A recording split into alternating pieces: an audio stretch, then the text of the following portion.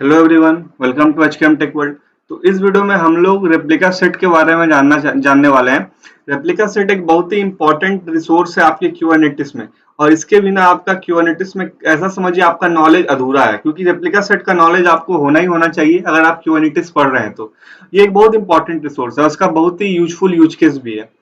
पर एक बात मैं आप लोग को सजेशन देता हूँ, रेप्लिका सेट पढ़ने से पहले आप एक बार रेप्लिकेशन कंट्रोलर आप समझ जाइएगा क्या होता है रेप्लिकेशन कंट्रोलर। और इसके अलावा आप लेवल सेलेक्टर के बारे में अच्छे से जान जाइए। लेवल सेलेक्टर में हम लोग दो तरह का लेवल सेलेक्टर होता है, equality based level equality selector, और यहाँ पे हमारे सेडवेज सेलेक्टर। मैंने दोनों के बारे में डिटेल में वीडियो बनाया है, लेवल सेलेक्टर के बारे में वीडियो बनाया है और रेप्लिकेशन कंट्रोलर के बारे में भी वीडियो बनाया है। तो वो दोनों वीडियो अगर आप देख लीजिएगा, उसके बाद आप रेप्लिका सेट देखिएगा, तो आपको ये बहुत ही आसान वीडियो लगेगा। वैसे भी आसानी लगेगा क्योंकि मैं सब कुछ कवर करने वाला हूँ, पर आपके बेनिफिट के लिए बोल रहा हूँ, दोनों वीडियो देख लीजिएगा तो आपको और अच्छा लगेगा। पर आप टेंशन मत लीजिए, अगर आपको वो दोनों चीज आता भी नहीं है तब भी कोई टेंशन मत लीजिए। अगर पूरा वीडियो आप देख लीजिएगा तो आपको पूरा ये रेप्लिका सेट के बारे में पूरा कंसेप्ट क्लियर हो जाएगा। ठीक है, तो चलिए शुरू करते हैं। तो रेप्लिकेशन कंट्रोलर के बारे में पहले मैं एक चीज बता देता हूँ। रेप्लिकेशन कंट्रोलर के बारे में आप लोग एक काम रेप्लिकेशन कंट्रोलर का जानते होंगे कि रेप्लिकेशन कंट्रोलर क्या करता है, पॉड को मैनेज करता है। फॉर एग्जाम्पल, अगर मान लीजिए ये कोई आपका पॉड है, ये पॉड अगर आप इसको लॉन्च किए, इसका लेबल मान लीजिए आपने दे दिया ऐप कॉम वेब। ठीक है, इसका लेवल आपने ऐप का वेब दिया है। अब ये पॉड आपने लॉन्च किया और आप इस किसी मतलब कोई एप्लीकेशन कंट्रोलर की मदद से आप ये पॉड लॉन्च नहीं किए, नॉर्मल आप लॉन्च किए हैं, तो उस केस में क्या होगा, जब पॉड कोई कारणवश टर्मिनेट हो जाता है, तब उसमें क्या होता है, पॉड कोई कारणवश टर्मिनेट हो जाता है, तब उस समय पॉड अपने आप रिलॉन्च नहीं हो पाता है। वही रेप्लिकेशन कंट्रोलर क्या कर रहा था, इस पॉड को मैनेज कर रहा था। मतलब जैसे ही देख रहा था कि ये पॉड इस लेवल का, मतलब replication controller with the help of selector, ये सेलेक्टर की मदद से ये कंट्रोल करते रहता है पॉड को। इस पॉड का लेवल ये है, और आपने रेप्लिकेशन कंट्रोलर को बोल दिया कि ये पॉड को देखते रहो जिसका लेवल ये है, और वो पॉड जब डाउन हो तुरंत आप इसको अप कर दीजिए।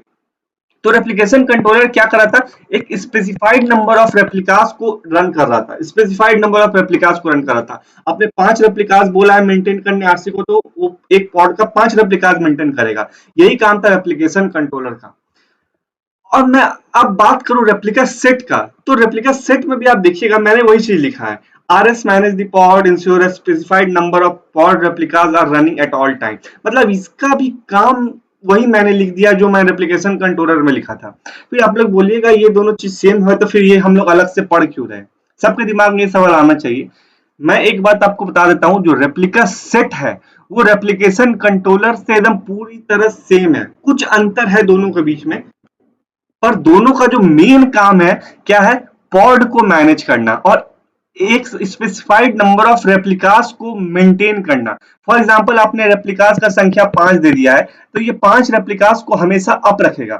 और यहाँ पे जो सेलेक्टर, यू मान लीजिए आपने इस पॉड का यहाँ पे भी सेलेक्टर दे दिया है, कुछ दे दिया है, जैसे कि इन्वायरमेंट दे दिया है प्रॉड, इसका आपने ये दे दिया है लेवल इन्वायरमेंट प्रॉड। तो आरएस क्या करेगा, रेप्लिका सेट क्या करेगा, इस पॉड को, इस लेवल का पॉड को हमेशा 5 रेप्लिकास मेंटेन करके रखेगा। यही काम रेप्लिका सेट का है। जो काम रेप्लिकेशन कंट्रोलर का था वही काम रेप्लिका सेट का है। फिर दोनों में अंतर क्या हुआ, दोनों में एक सब बहुत ही अच्छा अंतर है, ये बहुत इंपॉर्टेंट अंतर है। ऐसा बोलिए कि मेन अंतर यही है। अगर आप इतना ही बोल दीजिएगा तो आपका काम हो जाएगा। क्या, मैंने आप लोगों को सिलेक्टर में एक बार बताया था, जब मैंने लेवल आप लोग को लेवल सेलेक्टर पढ़ा रहा था, कि उसमें दो तरह का सेलेक्टर, हमारा दो तरह का लेवल सेलेक्टर होता है। एक इक्वालिटी बेस्ड सेलेक्टर होता है और दूसरा सेट बेस्ड सेलेक्टर होता है। ठीक है, और मैंने ये भी बताया था जो रेप्लिकेशन कंट्रोलर है वो इक्वालिटी बेस्ड सेलेक्टर यूज कर रहा है। ठीक है, और यही अंतर है दोनों में, आरएस और आरसी में, कि जो रेप्लिका सेट है, आरएस है आपका, वो क्वालिटी भी यूज कर रहा है, सेट बेस भी यूज कर रहा है। यहाँ पे दोनों टाइप का सेलेक्टर ये यूज कर रहा है। ठीक है, ये मेन डिफरेंस है आरएस का और आरसी का। अब आपके दिमाग में एक सवाल आ रहा होगा कि क्वालिटी और सेडवेस में अंतर क्या है। मैंने दोनों के बारे में डिटेल्ड में वीडियो बनाया, जहां पे मैंने विद एग्जांपल आप लोग को अच्छे से समझाया है। 30 मिनट का वो वीडियो है, पर आप वो वीडियो देख लीजिएगा, क्योंकि लेवल सेलेक्टर का और लेवल का बहुत इंपॉर्टेंट यूज केस है पूरे क्यूबरनेटिस में। तो आपको ये कम से कम अच्छे से आना चाहिए, लेवल क्या होता है, लेवल सेलेक्टर क्या होता है, सेलेक्टर, लेवल सेलेक्टर कितने टाइप का होता है, ये सब आपको अच्छे से आना चाहिए। तो इसीलिए मैंने एक अच्छा वीडियो बनाया, डिटेल्ड में वीडियो बनाया, तो वो वीडियो आप जरूर देखिएगा, आपको बहुत ही अच्छा वो वीडियो लगेगा। ठीक है, और मैं तब भी मैं आपको एक बेसिक सा डिस्क्रिप्शन दे देता हूँ इक्वालिटी बेस्ड और सेट बेस्ड सेलेक्टर दोनों होता क्या है, ठीक है, और दोनों ठीक है क्या होता है बेसिकली। जो इक्वालिटी बेस्ड सेलेक्टर है, फॉर एग्जांपल मैं आप लोगों को बताता हूँ। फॉर एग्जांपल अगर मान लीजिए ये पॉड है आपका, इस पॉड का आपने लेवल दे दिया है यहाँ पे इन्वायरमेंट कोलन prod, ठीक है, और आपने आरएस को बोला है आप कि आप पॉड को मेंटेन, आपको पॉड को मैनेज करना है। किस पॉड को मैनेज करना है? इन्वायरमेंट कॉलन prod, इसका लेवल ये होगा env कॉलन prod, उस पॉड को आपको हमेशा मैनेज करना है। तो आरएस यहाँ क्या करेगा, मैं देखते रहेगा यहाँ पे कि पॉड का लेवल इक्वल है कि नहीं। यहाँ पे इक्वल का साइन मतलब इक्वालिटी चेक कर रहा है ये, कि ये देखते रहेगा ये वाला पॉड मतलब इस लेवल का पॉड कोई लॉन्च है कि नहीं। हमको जो पॉड मिला है यहाँ पे दोनों मिलाएगा, की वैल्यू अगर दोनों सेम होगा यहाँ पे की वैल्यू, तब क्यू वैल्यू यहाँ पे ऐसा समझिए क्वालिटी में क्यू वैल्यू पूरा एकदम इक्वल कर रहा है, मतलब दोनों चीज सेम रख रहा है, एकदम पूरा डिट्टो है। जो आपने पॉड का लेवल दिया है वही लेवल आप दीजिएगा सेलेक्ट आरएस को एज अ सेलेक्टर कि आपको इसको मेंटेन करना है। तो यहाँ आरएस क्या करेगा, दोनों को इक्वालिटी करेगा, मिलाएगा कि दोनों चीज सेम है कि नहीं। तो यही है हमारा इक्वालिटी सेलेक्टर। वही अगर सेडवेस का बात करूं तो सेडवेस थोड़ा एडवांस टाइप का यहाँ पे लेवल सेलेक्टर है।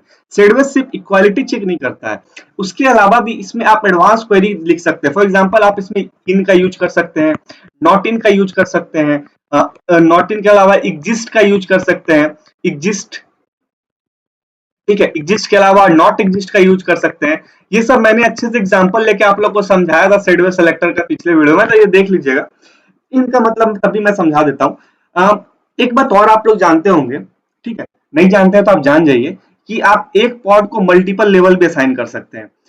बहुत सारा यूज केस होता है मल्टीपल लेवल असाइन करने का। मैं आप लोग को एक यूज केस बताता हूँ मल्टीपल लेवल असाइन करने का। मैं एक यूज केस बताता हूँ। तो मान लीजिए ये कोई पॉड है, ठीक है, आप जानते हैं आपका जो कंपनी सब नॉर्मली वहां पे प्रोडक्शन एनवायरनमेंट होता है जहां पे आपका प्रोड जो आपका वेबसाइट होता है लाइव होता है, और ठीक है, और पर प्रोड से पहले भी मल्टीपल एनवायरनमेंट होता है। फॉर एग्जांपल टेस्ट, जहां पे टेस्टर टेस्टिंग करता है ये आपके वेबसाइट सबको।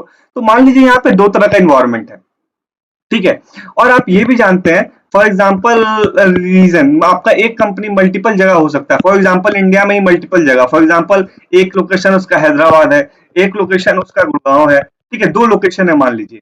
तो यहाँ पे आप पॉड को और एक बात और बता देता हूँ, यहाँ पे मान लीजिए ये भी हो सकता है, जो टीम आपका हो सकता है मल्टीपल टीम है, जैसे फॉर एग्जांपल डेव टीम होता है, फिर क्यूए टीम होता है, अलग अलग तरह का टीम होता है। तो आप जो चाहते हैं ये जो पॉड है इसको मल्टी मतलब आप ये मतलब आप ऐसा लेवल देते हैं, मैंने आप लोग को बहुत बार ये बताया भी है कि आप कोई पॉड को या कोई भी चीज को, कोई भी रिसोर्स को ऐसा लेवल देते हैं जिससे उस रिसोर्स को पता चल जाए देखते ही कि उस क्या उसका काम है। फॉर एग्जांपल आपने इसका लेवल दे दिया है ऐसे क्या, टीम क्यूए, ठीक है, रीजन रीजन गुड़गांव, आपने ऐसा लेवल दे दिया।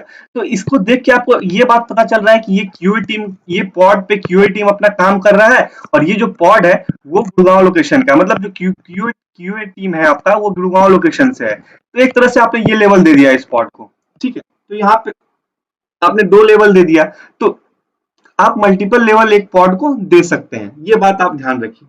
तो ऐसे ही आप लोग अपना यूज केस के अनुसार लेवल देते हैं।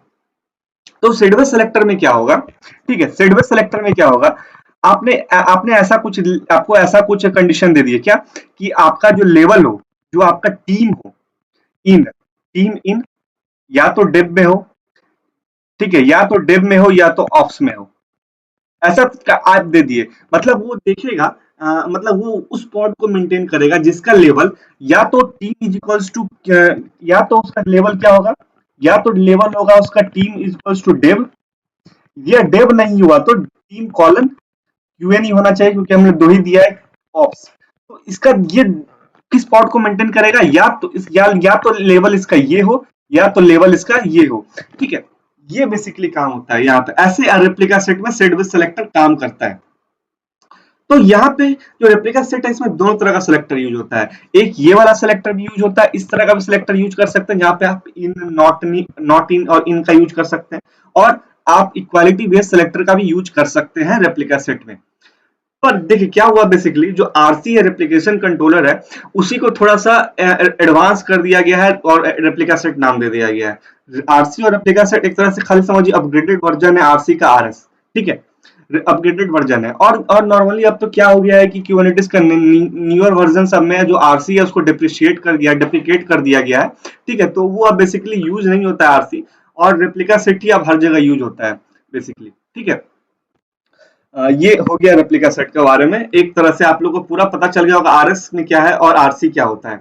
और बेसिकली और आरएस और आरसी में मैं कुछ एक और डिफरेंस बताता हूँ। बेसिकली जो आरएस होता है वो आरएस सब अभी हम लोग डिप्लॉयमेंट सब पढ़ेंगे, ठीक है, डिप्लॉयमेंट के बारे में पढ़ने वाले हैं। डिप्लॉयमेंट डिप्लॉयमेंट भी एक बहुत ही इंपॉर्टेंट फीचर है, बहुत इंपॉर्टेंट रिसोर्स है हमारे क्यूबरनेटिस का। और ये भी और ऐसा समझिए आरएस प्लस डिप्लॉयमेंट का बहुत एक दोनों बहुत इंपॉर्टेंट रिसोर्स है क्यूबरनेटिस में। और हर एक रिसोर्स का अपना अपना यूज केस है, हर एक रिसोर्स इंपॉर्टेंट है, पर ये दोनों मैं बोलूंगा थोड़ा ज्यादा इंपॉर्टेंट है, ज्यादा यूज केस होता है दोनों का, हर जगह यूज होता है आरएस और डिप्लॉयमेंट। तो हम लोग एक बात जानते हैं, यहाँ पे हम लोग एक बात और जानेंगे, जो डिप्लॉयमेंट में है, जो डिप्लॉयमेंट जो एक तरह से इसमें आरएस का बहुत ही इंपॉर्टेंट यूज होगा। डिप्लॉयमेंट क्या करेगा, आरएस को मैनेज करेगा, और आरएस क्या करेगा, पॉड को मैनेज करेगा। ये वाला सिस्टम जो डिप्लॉयमेंट आरएस को मैनेज करेगा वो सब हम लोग नेक्स्ट वीडियो में जानेंगे। पर हम लोग इस वीडियो में कैसे जान रेप्लिका सेट जो है पॉड को कैसे मैनेज कर रहा है, ये मैं आप लोग को अब प्रैक्टिकल बताऊंगा, ठीक है। उम्मीद करता हूँ आपको आरएस अभी तक पूरा समझ में आया होगा।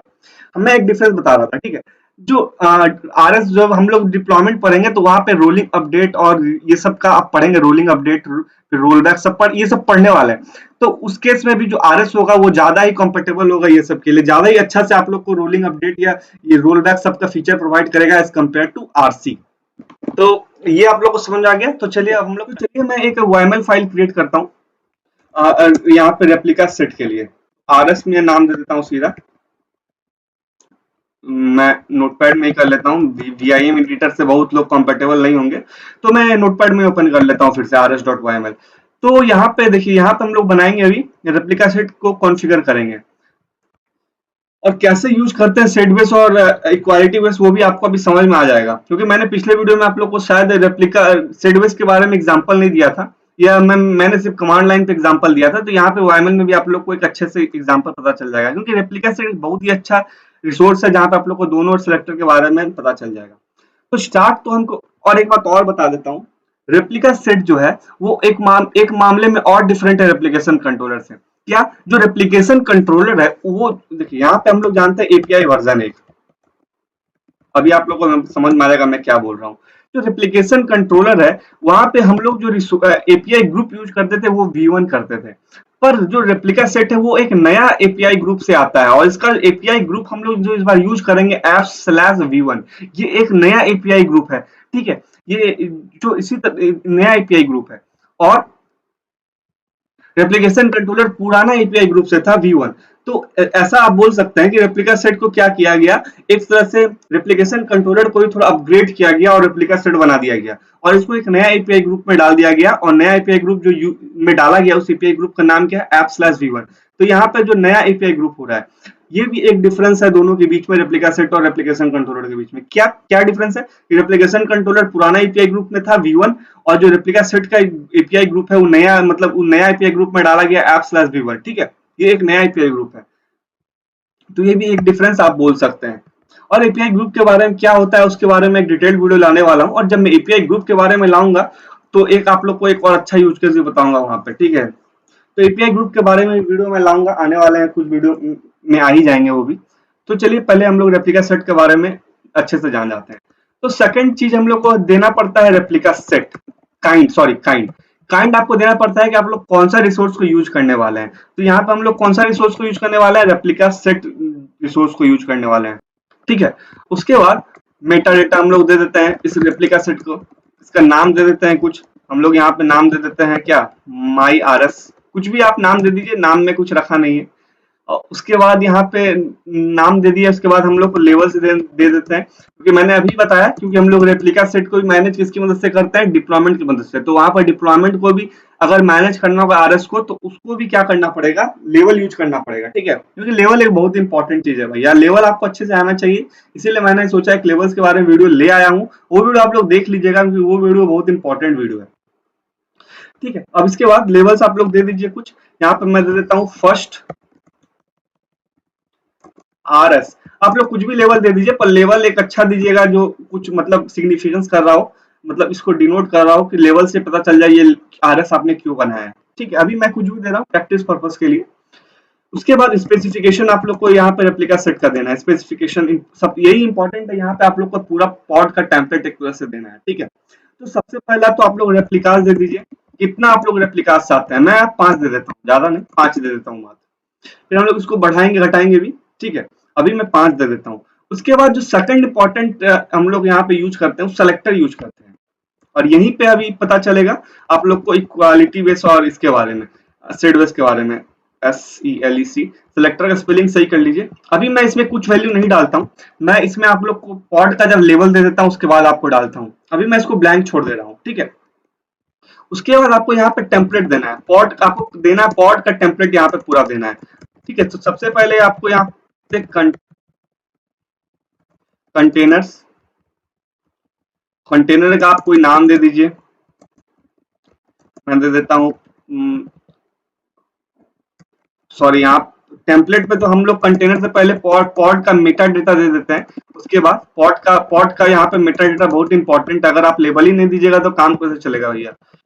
कंटेनर का नाम हम दे देते हैं पॉड 1 नहीं, कंटेनर 1 दे देते हैं। और यहाँ पे जो इमेज हम यूज करेंगे, इमेज यूज कौन सा करेंगे, जो मैं अपने पूरे सीरीज में यूज कर रहा हूँ, विनायक 04u/टॉमकैट जेनकिंस वर्जन 1।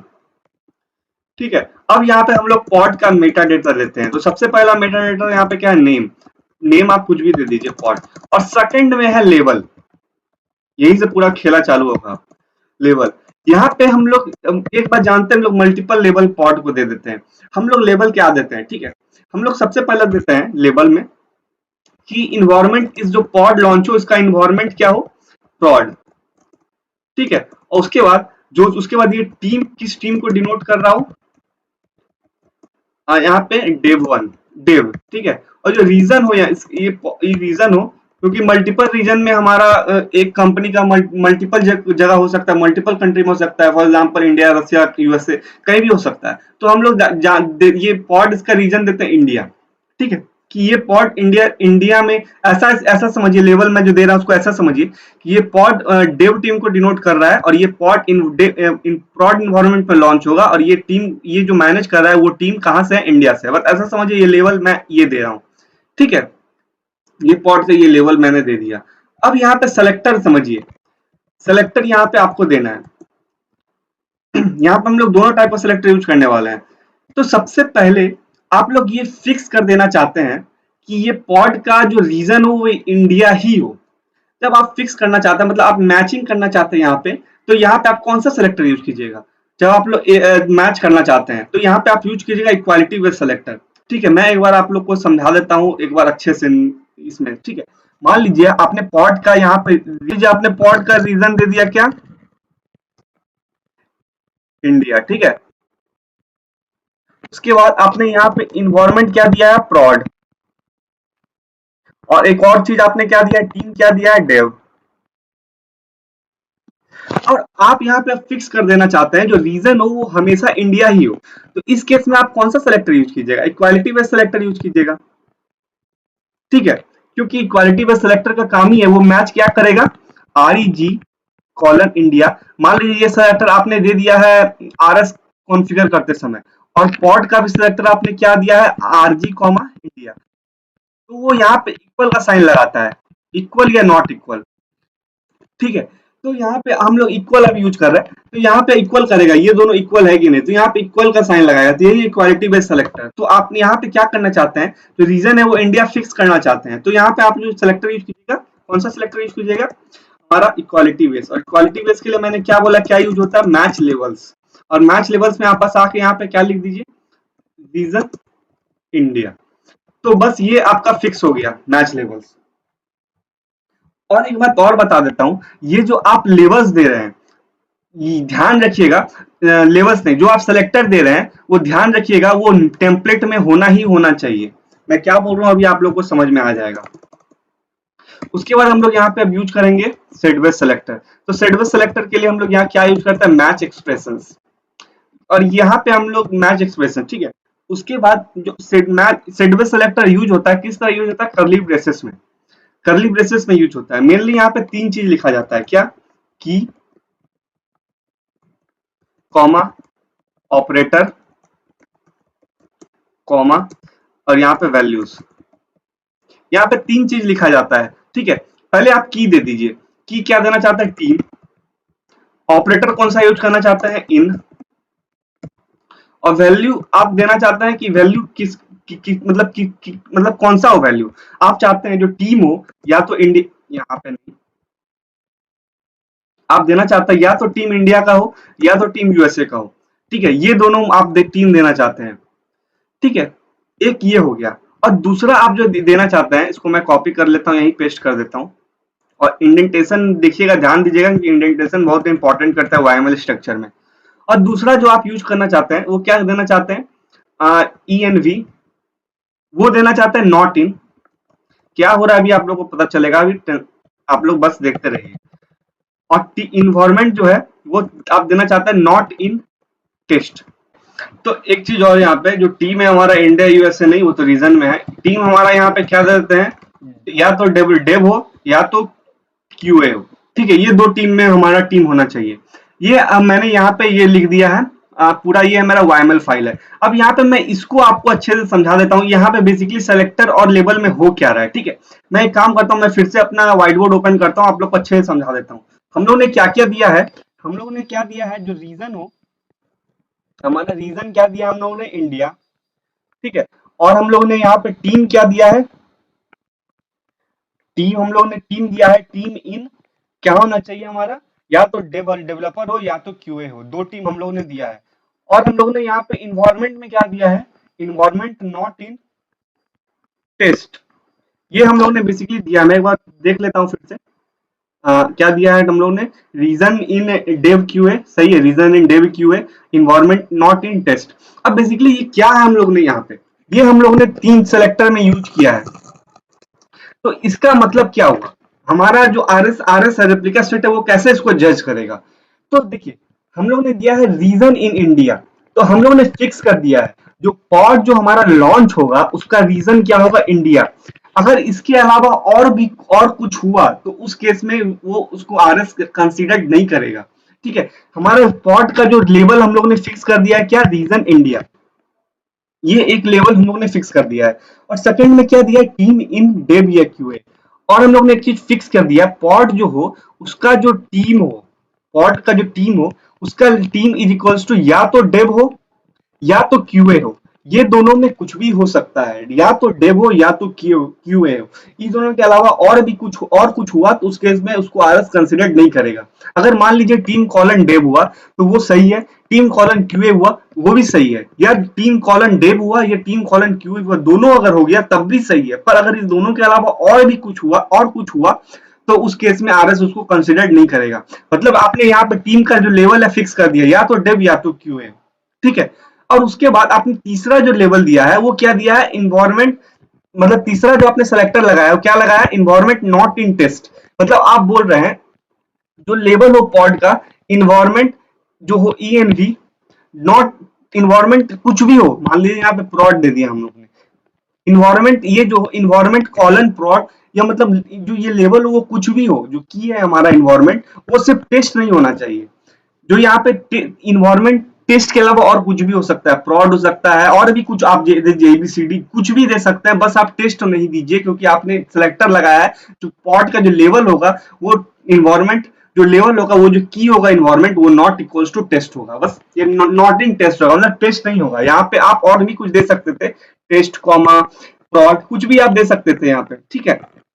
तो ये बेसिकली आपने तीन आपने सेलेक्टर यूज किया। अब on the basis of this, ये जो आपने सेलेक्टर दिया उसके बेसिस पे हम लोग देख लेते हैं हमारा जो हम लोगों ने पॉड का जो टेम्पलेट दिया है वो सही दिया है कि नहीं, मतलब हम लोग ये देखते हैं। तो इन्वायरमेंट इन्वायरमेंट कॉलन प्लॉट के बेसिस पे यहाँ पे कुछ एक्सप्रेशन है। एक बात और पहले आप जान जाइए, हम लोग एक बात जानते हैं, जैसे आप यहाँ पे अभी मैच एक्सप्रेशन भूल जाइए। जब आप एप्लीकेशन कंट्रोलर में बता रहा था तो वहां पे एक बात बताया था आप लोग को, जो आप लोग लेवल दीजिएगा उसी के बेसिस पे आप लोग यहाँ पे सेलेक्टर यूज कीजिएगा। अगर वो नहीं कीजिएगा तो क्या होगा उस केस में प्रॉब्लम। मान लीजिए आपने यहाँ पे अभी रीजन दे दिया, आपने रीजन RE कॉलन इंडिया दे दिया, ठीक है, और यहाँ पे आपने जो लेवल यूज किया है REGI कॉलन इंडिया। मान लीजिए जब RS को इस लेवल का कोई पॉड नहीं मिलेगा तो RS लॉन्च करेगा एक नया पॉड, तो उस पॉड जो लॉन्च करेगा उसका लेवल क्या देगा, ये सब में देगा। फिर उसके बाद RS मिलाएगा कि ये लेवल इस नाम का फिर कोई पॉड आया कि नहीं। पॉड तो RS ने लॉन्च कर दिया है पर उसका जो लेवल RS ने दिया है वो दूसरा दे दिया है। तो उस केस में क्या होगा, RS पॉड लॉन्च करते रहेगा और जितना बार लॉन्च करेगा उसका लेवल हर बार ये देगा, तो RS को कभी इस नाम का पॉड मिलेगा ही नहीं और ये प्रोसेस कंटिन्यू हो जाएगा, तो मतलब लूप में चल जाएगा। इसी कारण से लेवल आप लोग selector on the basis of level ही दीजिएगा। ये बात हम लोग जाने थे उस वीडियो में। तो यहाँ पे पहला हम लोग ने क्या दिया है, इन रीजन कॉलन इंडिया, तो पहले आप इक्वालिटी बेस्ड सेलेक्टर यूज कर रहे हैं तो ये तो सेम टू सेम यहाँ पे होना ही चाहिए। अगर यहाँ पे नहीं होगा तो पहला ही कंडीशन फॉल्स हो जाएगा और ये पॉड चल जाएगा, इन्फिनाइट लूप चल जाएगा, ठीक है। और पर यहाँ पे क्यूबरनेटिस में इन्फिनाइट लूप चलता नहीं है। आप जब लॉन्च कीजिएगा इस फाइल की मदद से RS, तो उस समय आपको फेंक देगा एक तरह से वार्निंग या एरर, ठीक है, कि आपने सही से आपने सेलेक्टर यूज नहीं किया on the basis of level, तो वही समय एरर फेंक देगा, ठीक है। और दूसरा चीज आपने एक्सप्रेशन दिया, पहला आपने दे दिया है टीम इन डेव या क्यूए, तो उसके बेसिस पे आपने यहाँ पे लेवल दिया है कि नहीं, टीम कॉलन डेव, ये सही आपने दिया है क्योंकि टीम वहां जो होना चाहिए वो डेव या क्यूए में होना चाहिए, पर यहाँ पे आपने डेव दिया है तो सही है। अगर डेव या क्यूए के अलावा कुछ और लॉन्च कीजिएगा तो वो भी सही नहीं होगा, क्योंकि मान लीजिए यहाँ पे आपने कुछ दे दिया SD, जब ये पॉड लॉन्च होगा उसका लेवल होगा हमारा SD, तो फिर वो मैच करेगा, हमारा सेलेक्टर देखेगा कि हमारा जो टीम है उसका वैल्यू डेव या क्यूए में कुछ है ही नहीं, तो बार बार वो पॉड लॉन्च करते रहेगा। इसीलिए जो टीम होना चाहिए वो टीम का जो लेवल आपने यहाँ पे सेलेक्टर यूज कीजिएगा ये डेव या क्यूए में ही बेसिस पे यूज होगा, ठीक है। उसी तरह तीसरा आपने दिया है इन्वायरमेंट नॉट इन टेस्ट, तो यहाँ पे हमने इन्वायरमेंट दिया है प्रोड टेस्ट में नहीं है, तो ये भी सही है। तो इसी याद रखिएगा हमें याद रखिएगा कि ये जो हमारा लेवल और सेलेक्टर है ये हमेशा एक दूसरे को कॉम्प्लीमेंट करना चाहिए। क्यों करना चाहिए आप लोग समझ में आ चुका होगा। तो ये मेरा YML फाइल रेडी है, अब हम लोग इसको सेव करते हैं और इसके बाद उसको हमको सेव करने के बाद देखते हैं हमारा ये सही से काम कर रहा है कि नहीं कर रहा है, ठीक है। इसको मैं सेव करता हूँ और इसके बाद RS को मैं मतलब रेप्लिका सेट को लॉन्च करता हूँ। अगर इसमें कोई डाउट हो आपको तब कमेंट सेक्शन में पूछ सकते हैं, मुझे नहीं लगता नहीं आपको कोई अभी डाउट बचा होगा RS पे। अगर तब भी कोई डाउट हो तो आप कमेंट सेक्शन में पूछ सकते हैं। और एक बात अभी मैं क्लियर कर दूं, यहाँ पे और कुछ आप की वैल्यू पेयर यूज कर सकते हैं। फॉर एग्जांपल हमारा हो गया, आप लोग रिसोर्स लिमिट कर सकते हैं, आप लोग नेम स्पेस दे सकते हैं, आप लोग नोट डेडिकेट कर सकते हैं, पर वो सब अभी धीरे धीरे जब हम लोग जानेंगे नेम स्पेस के बारे में, नोट के बारे में, यहाँ पे लिमिट के बारे में, तो उस समय आप लोग को यहाँ पे मैं और सब चीज ऐड करते जाऊंगा। अभी मैं एक सीधा सीधा जा रहा हूँ, ऐसा मत समझिए कि इसमें मैं कुछ मिस कर रहा हूँ। अगर आप लोग कोई और वीडियो देख लेंगे वहां पे अगर नोट बता रहा होगा या ये सब बता रहा होगा तो वो सब अभी हम लोग जानेंगे, पर ये मेरा वीडियो एकदम पूरा सीरीज में चल रहा है, तो यहाँ पे मैं कुछ ऐसा नहीं बताऊंगा जो आप ये मैंने नहीं बताया है। पर मैं जब नोट बताऊंगा, वर्कर नोट क्रिएट करूंगा, तो वहां पे जब मैं इसको डेडिकेट वर्कर नोट पे लॉन्च करना चाहूंगा ये सब पॉड को, तो यहाँ पे हम लोग नोट भी यूज करते हैं, ठीक है। सब हम लोग जानेंगे, पर आप पूरा सीरीज को फॉलो करते रहिए, बस आपको हर एक चीज का डाउट क्लियर हो जाएगा। अभी चलिए मैं रेप्लिका सेट को लॉन्च करके देखता हूँ, ठीक है। ये मेरा सेव हो गया, मैं टर्मिनल ओपन करता हूँ, तो मैं कमांड प्रॉम्प्ट ओपन कर लेता हूँ अपना, और यहाँ पे kubectl apply -frs.yml इसको अप्लाई करते हैं, देखते हैं कुछ एरर आता है कि ये हमारा सही से काम कर जाता है एक बार में। तो ये अप्लाई हो रहा है, अगर कुछ एरर होगा तो यहाँ पे एरर फेंक देगा। कुछ लगता है हम लोगों ने कुछ गलत कर दिया है, यहाँ पे एरर आ गया, तो एक काम करता हूँ मैं फिर से नोटपैड ओपन कर लेता हूँ और इसमें हम लोग देखते हैं क्या एरर आया। तो हम लोग शुरू से एक बार देख लेते हैं। API वर्जन सही है, kind replica set Meta data match. Actually गलती क्या है यहाँ पे, जो मैच एक्सप्रेशन है यहाँ पे हम लोग यहाँ पे लिस्ट पास करते हैं मैच एक्सप्रेशन में, ठीक है। तो मैच एक्सप्रेशन में तो लिस्ट पास करते हैं, तो हम लोग YML में जब लिस्ट पास किया जाता है तो कैसे पास किया जाता है, माइनस साइन, ये माइनस साइन देखे हो गया मेरा। तो अब हम सेव कर लेते हैं, सेव करने के बाद मैं फिर से कमांड लाइन ओपन करता हूँ, फिर से अब हम लोग ये कमांड चलाते हैं, देखते हैं इस बार ये सही से चलता है या फिर से कुछ गलत आता है। और फिर से यहाँ पे गलत आया, अननोन फील्ड कंटेनर करके CONTAINERS, यहाँ पे कुछ गलत आया, तो ये हम लोग फिर से ओपन कर लेते हैं। तो ये छोटा मोटा गलती यहाँ पे हो जा रहा है, पर अब उसके बाद यहाँ पे अब देखिएगा तो गलती क्या है पता चल जाएगा। एक्चुअली यहाँ पे सीधा कंटेनर हम लोग नहीं लिख सकते, मतलब ये कंटेनर आता है वो स्पेसिफिकेशन के अंदर आता है, तो बस ये यहाँ पे गलती है, ये थोड़ा सुधार लीजिए। अब ये उम्मीद है मुझे अब ये सही से काम करेगा। जो मैं फिर से रन करता हूँ, इसीलिए यहाँ पे अननोन फील्ड कंटेनर आ रहा था, क्योंकि यहाँ पे जो डायरेक्ट हम लोग कंटेनर ऐसा नहीं है, स्पेसिफिकेशन के अंदर आता है, पॉड के स्पेसिफिकेशन का अंदर आता है वो, ठीक है। तो ये अब हम लोग का यहाँ पे रेप्लिका सेट क्रिएट हो गया, हम लोग देख भी सकते हैं kubectl गेट, उसके बाद हम लोग आरसी, सॉरी ये रेप्लिकेशन कंट्रोलर नहीं है, रेप्लिका सेट है ये। तो यहाँ पे आप देखिए डिजायर स्टेट 5 है, क्योंकि हम लोग ने यहाँ पे क्या किया है, 5 रेप्लिकास को लॉन्च किया, इसीलिए डिजायर स्टेट यहाँ पे 5 है, ठीक है। तो ये बेसिकली हमारा ये काम हो चुका है। तो अब आप यहाँ पे ये नोट, जब ये रेप्लिका सेट क्रिएट हो गया है हमारा, तो यहाँ पे पॉड भी ऑटोमेटिक क्रिएट हो जाएगा, ये पॉड भी ऑटोमेटिक क्रिएट हो गया, हो जाएगा। ये मेरा पहले का पॉड है, तो इस पे आप ध्यान मत दीजिए। ये जो स्टार्टिंग अभी यहाँ पे माई आरएस है, यहाँ पे आप उस पे ध्यान दीजिए। और ये माई आरएस अभी देखिए, ये 5 का 5 यहाँ पे मेरा क्रिएट हो चुका है, ठीक है। तो ये बेसिकली यहाँ पे ये सही से काम कर रहा है। अब हम लोग ने कमांड लाइन में एक कमांड जानते हैं हम लोग, kubectl स्केल कमांड। स्केल हम लोग को स्केल, ये कमांड से स्केल हम लोग कर सकते हैं, मतलब ऑन द फ्लाई स्केल हो जाता है। फॉर एग्जांपल अभी 5 रेप्लिका है, उसको हम लोग बढ़ा के 10 कर सकते हैं या घटा के 3 कर सकते हैं। तो हम लोग उसको घटा के 3 कर देते हैं, तो क्या होगा, 2 रेप्लिका, 2 जो पॉड है हमारा वो डिलीट हो जाएगा और 3 ही पॉड रहेगा, ठीक है हमारा। तो kubectl स्केल आरएस, आरएस का नाम दे दीजिए जो भी नाम है, माई आरएस, उसके बाद minus minus replicas is equals to 3।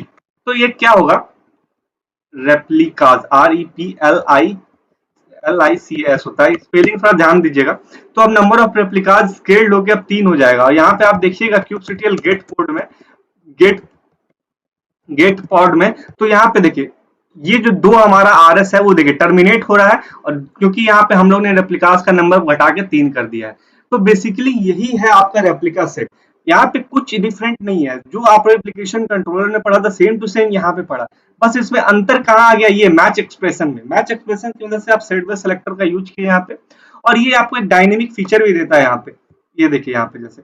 और एक बात और आप लोग के दिमाग में आ रहा होगा, एक बार क्या होता है अगर हम लोग गलत देते हैं, मतलब मान लीजिए यहाँ पे हम लोग इन दे देते हैं कि इन्वायरमेंट इन टेस्ट, ठीक है, तो इसका मतलब क्या हुआ, इन्वायरमेंट इक्वल्स टू टेस्ट होना चाहिए, पर यहाँ पे आपने क्या दे दिया, इन्वायरमेंट इक्वल्स टू prod।